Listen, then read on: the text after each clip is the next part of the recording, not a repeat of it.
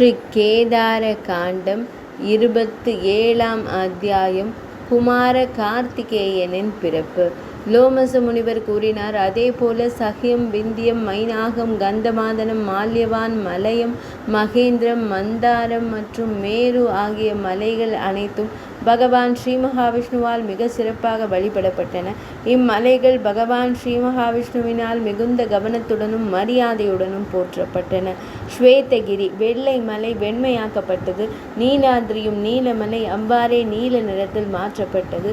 உதயாதிரி, ஸ்ருங்கம், மாபெரும் அஸ்தாச்சலம், மானசாத்ரி மலைகளும் சிறந்ததான கைலாயம் மற்றும் லோகாலோக மலை ஆகிய அனைத்தும் பரமேஷ்டியால் பிரம்மதேவரால் கௌரவிக்கப்பட்டன. இவ்வாறு அந்த சிறந்த மலைகள் அனைத்தும் அவரால் கௌரவிக்கப்பட்டன. அதே போல அம்மலைகளில் வசிப்பவர்களும் அவரால் கௌரவிக்கப்பட்டனர். பிரம்மதேவருடன் இணைந்து அந்த நிகழ்விற்கு பொருத்தமான அனைத்து செயல்களையும் பகவான் ஸ்ரீ மகாவிஷ்ணு செய்தார். மறுநாள் வர யாத்ரா மணமகன் ஊர்வலம் நடைபெற்றது. பெரும்பாலான கணங்களும் அனைத்து தேவர் கூட்டங்களும் இமயமலை, ஹிமாத்ரி மற்றும் உறவினர்களுடன் இணைந்து கந்தமாதன மலைக்கு சென்றனர். பிராமணர்களே, சிவனின் திருமண விழாவிற்காக இமயமலைக்கு வந்திருந்த அனைத்து பிரமத கணங்களும் சண்டியின் கணங்களும் மற்றும் பலரும் சிவபெருமானால் முறையாக கௌரவிக்கப்பட்டனர். அந்த தம்பதியினரை கண்டு அவர்கள் மிகுந்த மகிழ்ச்சி அடைந்தனர். அன்னை பார்வதி தேவியுடன் கூடிய சம்புமூர்த்தியும் சம்புவுடன் இணைந்த அன்னை பார்வதி தேவியும் மலரும் அதன் நறுமணமும் போலவோ அல்லது சொல்லும் அதன் பொருளும் போலவோ திகழ்ந்தனர். அவர்கள் இருவரும் ஒன்றிணைந்த பிரகிருதி மற்றும் புருஷனின் வடிவமாக திகழ்ந்தனர். மிகுந்த தேஜஸ் ஒளி கொண்ட அந்த தம்பதியினர் யானை மீது அமர்ந்து மிகச் சிறப்பாக காட்சியளித்தனர். அப்போது பிரம்மதேவர் ஒரு விமானத்தில் வான ஊர்தியில் அமர்ந்திருந்தார். பகவான் ஸ்ரீ மகாவிஷ்ணுமூர்த்தி கருடனின் மீதும் தேவேந்திரன் ஐராவதத்தின் மீதும் குபேரன் புஷ்பக விமானத்திலும் வந்தனர். வருணன் சுறா மீதும் அல்லது முதலை மீதும் யமன் எருமை மீதும் நைருதி பூதத்தின் மீதும் அமர்ந்து வந்தனர். பெரும் அக்னி தேவன் ஆட்டின் மீதும் பவனன் வாயு தேவன் மானின் மீதும் ஈசனான் சிவபெருமான் காளையின் மீதும் அமர்ந்து வந்தனர். இவ்வாறு திக்பாலகர்களும் நவகிரகங்களும் அந்த பரம்பொருளின் சிவனின் ஊர்வலத்திலும் கலந்து கொள்ள வந்தனர். அதே போல பிரமதகணங்களும் மற்றவர்களும் தங்கள் படைகளுடன் அங்கு வந்தனர். ஹிமாத்ரி, இமயமலை, ரிஷபம், கந்தமாதனம், சஹ்யம், நீலகிரி, மந்தாரம், மலையாச்சலம், மிகுந்த பொலிவுடைய கைலாயம் மற்றும் மிகுந்த ஒளியுடைய மைனாகம் போன்ற மலைகளும் பிற மலைகளும் சிவனாரை போற்றி வணங்கும் பணியில் ஈடுபட்டன. அவை அனைத்தும் மகிமை வாய்ந்தவையாகவும் மிகுந்த ஒளி வீசுபவையாகவும் அழகிய தோற்றம் கொண்டவையாகவும் திகழ்ந்தன. அவை அனைத்தும் தங்கள் மனைவியர் மற்றும் புதல்வர்களுடன் அங்கு வந்தனர். மேரு முதலான அந்த மலைகள் அனைத்தும் வலிமை மிக்கவையாகவும் அழகியவையாகவும் இருந்தன. வரயாத்ரா மணமகன் ஊர்வலம் நிகழ்வின் போதும் அவை சிவனை வழிபடுவதில் தங்களை முழுமையாக ஈடுபடுத்தி கொண்டன. நந்தியால் மேரு முதலான மலைகள் அங்கு அவற்றிற்குரிய இடங்களில் அமர வைக்கப்பட்டன. முன்னரே குறிப்பிடப்பட்டவாறு இமாத்ரியால் இமயமலையால் வர யாத்ரா விழா முறைப்படி நடத்தப்பட்டது. பின்னர் அவர்கள் தங்கள் சுற்றத்தினர் அனைவருடனும் திரும்பினர். பெரும் புகழுடைய ஹிமவானான இமயமலை சிவனுடனான தொடர்பால் உண்டான பேரொளியால் தன் இருப்பிடத்தில் மிகச் சிறப்பாக திகழ்ந்தது. தன் மகளை அவருக்கு திருமணம் முடித்து கொடுத்ததால் சங்கரனார் அவளிடம் மகிழ்ச்சி அடைந்தார். இதனால் அந்த பெரும் மலை 3 உலகங்களிலும் புகழ் பெற்றது. எந்த உத்தமர்களின் நாக்கின் நுனியில் சிவ எனும் ஈரெழுத்து மந்திரம் எப்போதும் நிலைத்திருக்கின்றதோ அவர்கள் உண்மையில் பாக்கியசாலிகள் ஆவர். அவர்கள் தங்கள் நோக்கத்தை நிறைவேற்றி மன நிறைவு அடைவார்கள். எந்த மனிதர்கள் தங்கள் இதயத்தில் சிவ எனும் ஈரெழுத்து மந்திரத்தை உச்சரிக்கிறார்களோ அவர்கள் சந்தேகத்திற்கிடமின்றி மனித வடிவம் கொண்ட ருத்ரர்களே ஆவர். சிவபெருமான் மிகச்சிறிய காணிக்கை அல்லது பரிசை கண்டு ஏன் ஒரு இலையை கண்டு கூட மகிழ்ச்சி அடைகிறார். மகாதேவனார் நீரை காணிக்கையாக அளிப்பதை கூட கண்டு எப்போதும் மகிழ்ச்சி அடைகிறார். உண்மையில் சதாசிவன் ஒரு இலை, ஒரு மலர் அல்லது நீரை காணிக்கையாக பெறுவதிலேயே மகிழ்ச்சி அடைகிறார். எனவே அனைவரும் சிவனாரை தொடர்ந்து வழிபட வேண்டும். இம்மை வாழ்வில் மனிதர்களுக்கு நல்வாழ்வை அருள்பவர் அவரே. பிறப்பற்ற அந்த பெருமான் ஒரு மாபெரும் ஒளிப்பிடம்பாக திகழ்கிறார். அவர் மிக உயர்ந்தவர்களிலும் உயர்ந்தவர். அவரே பரமாத்மா. அவருக்குள் இடைவெளிகள் இல்லை. அவர் விகாரங்கள் அற்றவர். அவருக்கு மேலான தலைவர் எவரும் இல்லை. தடைகள், ஐயங்கள் மற்றும் ஆசைகள் அற்றவர். அவர் களங்கமற்றவர். நித்தியமான வடிவம் கொண்டவர். தடைகளற்றவராக இருப்பதால் அவர் என்றும் மாறாத பேரின்பத்தை உடையவர். என்றென்று முக்தி பெற்றவர். இத்தகைய இயல்புடைய தேவாதி தேவனை தேவர்களும் மற்றவர்களும் வழிபட்டனர். அகில உலகத்தாலும் வழிபட தகுந்தவர்களான அந்த பவனை சிவனாரை அவர்கள் துதித்து தியானித்தனர், வழிபட்டனர். எல்லாம் அறிந்த அந்த இறைவனே அனைத்தையும் எப்போதும் அருள்பவர். இமயமலை மன்னனான ஹிமவான் ஏற்கனவே அவர் தனது நற்பண்புகளால் மிகவும் புகழ் பெற்றவர், உயர்ந்த உள்ளம் கொண்டவர் மற்றும் மலைகளுக்கெல்லாம் தலை சிறந்தவர். திருமணத்திற்கு பின் அவர் அகிலத்தின் இறைவனாலேயே வணங்கப்பட தகுதியானவராக திகழ்ந்தார். நற்பண்புகள் கொண்ட மலைகளின் தலைவனான அவர் மேனையுடன் தனது இருப்பிடத்திற்கு திரும்பும் முன் அங்கிருந்த மற்ற மலைகளிடமெல்லாம் விடை பெற்று கொண்டார். அவர்கள் சென்ற பின்னர் மலைகளின் மன்னனும் அவற்றில் தலை சிறந்தவருமான ஹிமவான் மகாதேவனின் அருளால் தனது புதல்வர்கள், பேரன்கள் மற்றும் கொள்ளு பேரன்களுடன் மகிழ்ச்சியாக வாழ்ந்து வந்தார். பின்னர் கந்தமாதன மலையில் தனது சுய வடிவத்தை மீண்டும் ஏற்றிருந்த அந்த பெருந்தேவனான சிவனார் கிரிஜையுடன் அன்னை பார்வதி தேவியுடன் ஒரு தனிமையான இடத்தில் இன்ப விளையாட்டில் ஈடுபட தீர்மானித்தார். உண்மையில் அவர்கள் பரஸ்பர இன்ப சேர்க்கையானது அவர்களின் பெரும் தவத்தின் மூலமே நிகழ்ந்தது. அந்த இன்ப சேர்க்கை தொடங்கியதும் அதுவே அவர்களின் தலமாகவும் மாறியது. அது தேவர்களுக்கு விருப்பமில்லாத ஒரு விசித்திரமான மற்றும் வியக்கத்தக்க நிகழ்வாக இருந்தது. ஏனெனில் அது பிரளயத்திற்கு, உலக அழிவிற்கு ஒப்பானதாக இருந்தது. ஸ்கந்தனின் பிறப்பு குறித்த பின் இணைப்பை காணலாம். அந்த பெரும் இன்ப விளையாட்டு தொடர்ந்து கொண்டிருந்த போது என்ன செய்வது, என்ன செய்யக்கூடாது என்பதை தீர்மானிப்பதில் பிரம்மதேவர் உள்ளிட்ட தேவர்கள் மகிழ்ச்சியற்றவர்களாக இருந்தனர். சிவனாரின் அந்த வீரியத்தின் விந்துவின் காரணமாக அசையும் மற்றும் அசையாத உயிரினங்களை கொண்ட ஒட்டுமொத்த பிரபஞ்சமும் அழியும் நிலையை அடைந்தது. ஆன்மீக நலனை அருளும் பிரம்மதேவரும் பகவான் ஸ்ரீ மகாவிஷ்ணுவும் மனிதர்க்குள் அக்னி தேவனை நினைவு கூர்ந்தனர். அவ்வாறு நினைவு கூறப்பட்டதும் அக்னி தேவன் அவர்களை நோக்கி விரைந்து வந்தார். அவர்களால் பணிக்கப்பட்ட அக்னி தேவன் சிவனாரின் அழகான அரண்மனையை கண்டார். அவருக்கு முன்னால் நுழைவாயிலில் மிகுந்த தேஜஸ் ஒளி கொண்ட நந்தி தேவர் நிற்பதை கண்டார். குங்குமப்பூவின் நிறத்தை ஒத்திருந்த அக்னி தேவன் தனது உருவத்தை சிறியதாக மாற்றிக்கொண்டு பல அற்புதமான அம்சங்களை கொண்ட சம்புமூர்த்தியின் சிவனாரின் அந்தப்புரத்திற்குள் நுழைந்தார். பல மாளிகைகளால் அழகுபடுத்தப்பட்டதும் இரத்தினங்கள் மற்றும் ஆபரணங்களாலும் பதிக்கப்பட்டதுமான அந்த முற்றத்தை அடைந்த பின்னர் அக்னி தேவர் அங்கு அமர்ந்து இவ்வாறு கூறினார்: தாயே, கரங்களையே பிச்சை பாத்திரமாக கொண்ட எனக்கு அந்த புறத்திலிருந்து பிச்சை அளிப்பீராக. கரங்களையே பிச்சை பாத்திரமாக கொண்ட அக்னியின் அந்த வார்த்தைகளை கேட்டதும் அந்த பெண் அவருக்கு பிச்சை இடத் தொடங்கினாள். உடனே சிவபெருமான் காமலீலையை நிறுத்திவிட்டு எழுந்தார். அவருக்கு கடும் கோபம் உண்டது. ருத்ரனார் தன் சூலாயுதத்தை உயர்த்தி பயங்கரமான பைரவ வடிவத்தை மேற்கொண்டார்.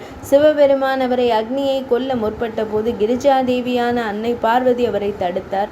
அப்பெண் அன்னை பார்வதி ஜாதவேதஸ், அனைத்து உயிரினங்களையும் அறிபவர் எனும் அக்னிக்கு பிச்சை அளித்தாள்.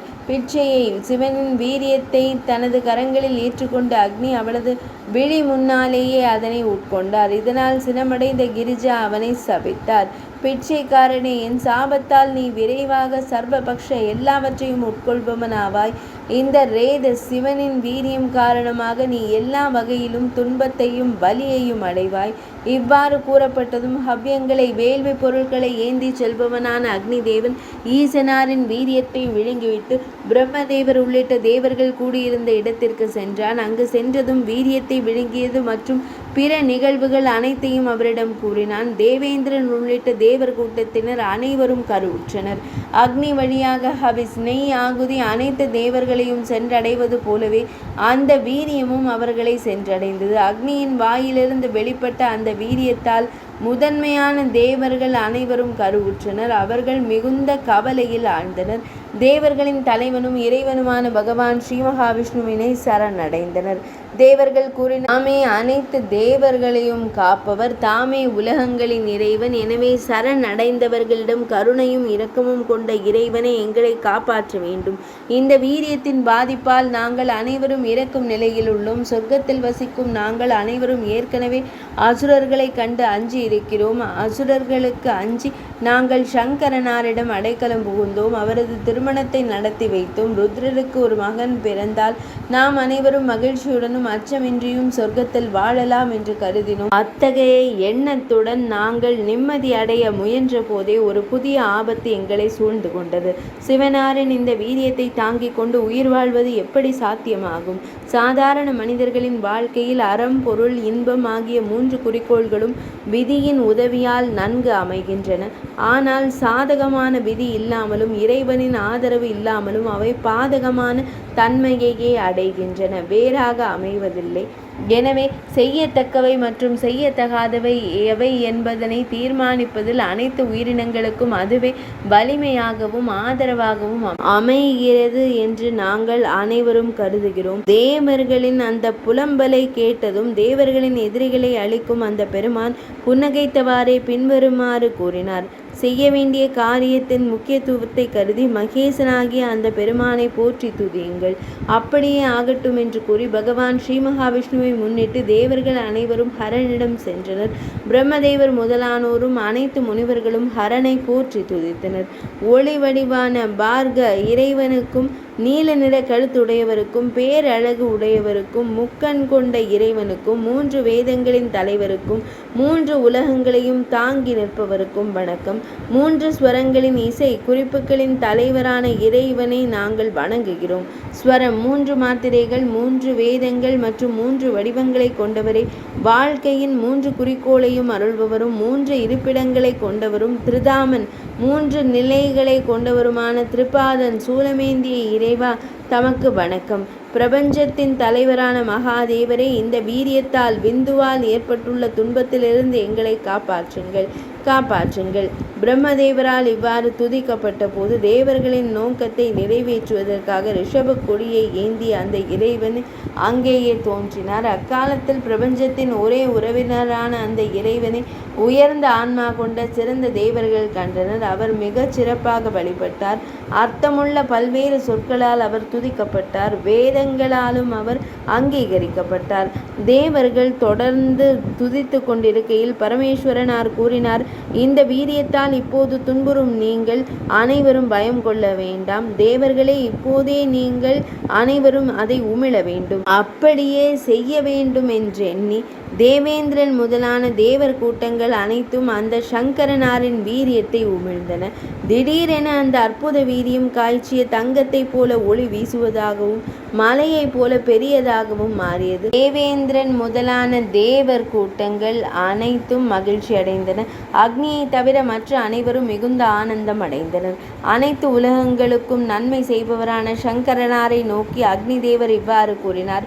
மகாதேவரே, தேவர்களுள் மிகச் சிறந்தவரே, இப்போது நான் என்ன செய்ய வேண்டும்? இறைவா, தேவர்களுக்கு ஹவ்யம் யாகத்தில் இடப்படும் ஆகுதி கொண்டு சேர்ப்பதை தொடர்ந்து செய்ய ஏதுவாக நான் எப்போதும் மகிழ்ச்சியுடன் இருக்கக்கூடிய வழியை எனக்கு கூறுங்கள்.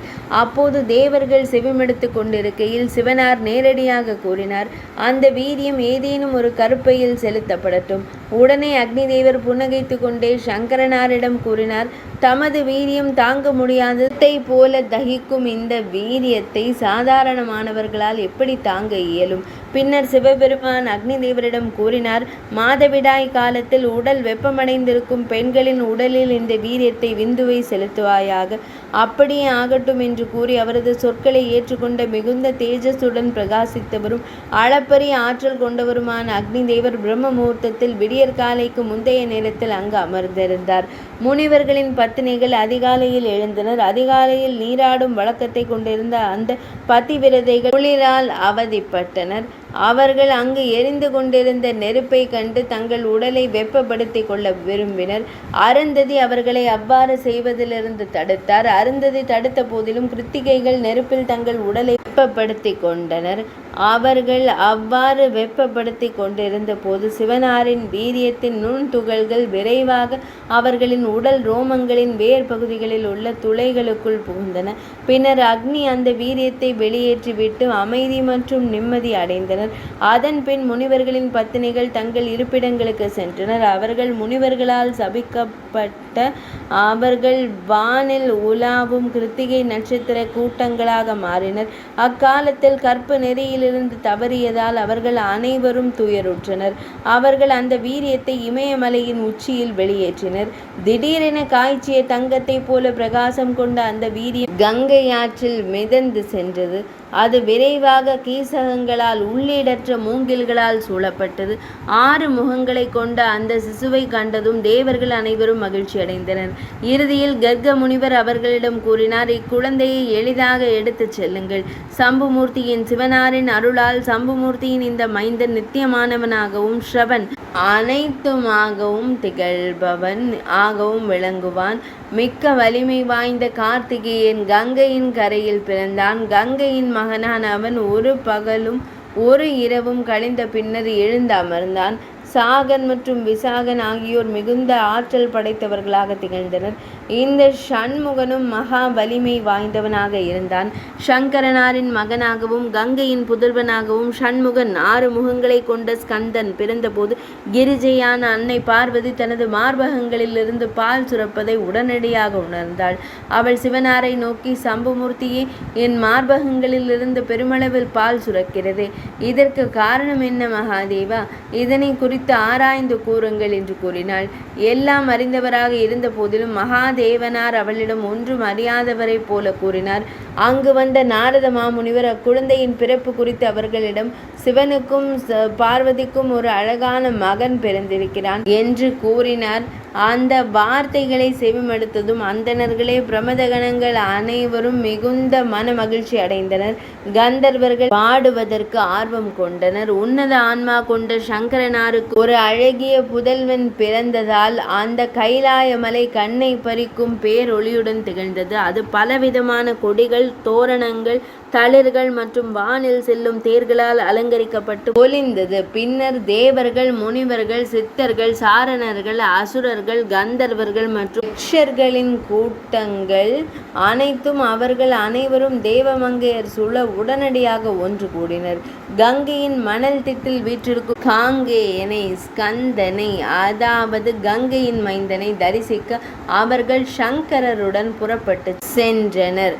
பின்னர் அந்த இறைவனார் தேவி கிரிஜையுடன், அன்னை பார்வதி தேவியுடன் தனது ரிஷப வாகனத்தின் மீது ஏறிக்கொண்டார். அவருடன் தேவேந்திரன் முதலான தேவர்களும் உடன் சென்றனர். அப்போது சங்குகள், பேரி முரசுகள் மற்றும் பலவிதமான இசைக்கருவிகள் முழங்கின. அதே வேளையில் வீரபத்ரன் முதலான கணங்கள் அவர்கள் உற்சாகத்துடனும் விளையாட்டு மனப்பான்மையுடனும் பல்வேறு வகையான இசைக்கருவிகள் வாசித்தனர். குறிப்பாக பலவிதமான நரம்பு இசைக்கருவிகளை அவர்கள் இசைத்தனர். சிலர் நடனமாடுவதில் ஈடுபட்டிருந்தனர். வேறு சிலர் இசைக்கலைஞர்களாக திகழ்ந்தனர். புகழ் பாடுபவர்களும் புகழ் பாடுபவர்களுக்கும் இணைந்து துதிப்பாடல்களை பாடினர். தேவர்கள், சித்தர்கள், யட்சர்கள், கந்தர்வர்கள், வித்யாதரர்கள், நாகர்கள் மற்றும் பிறரும் சிவபெருமானின் சந்நிதியில் மன மகிழ்ச்சி அடைந்தனர். வரங்களை அருளும் சங்கரனாரின் புதல்வனை காண அவர்கள் முன்னோக்கி சென்றனர். சங்கரனாரை போலவே தோற்றமளிக்கும் காங்கேயனை, முருகனை அவர்கள் கண்டபோது அந்த பேரொளியால் 3 உலகங்களும் நிறைந்திருப்பதை உணர்ந்தனர்.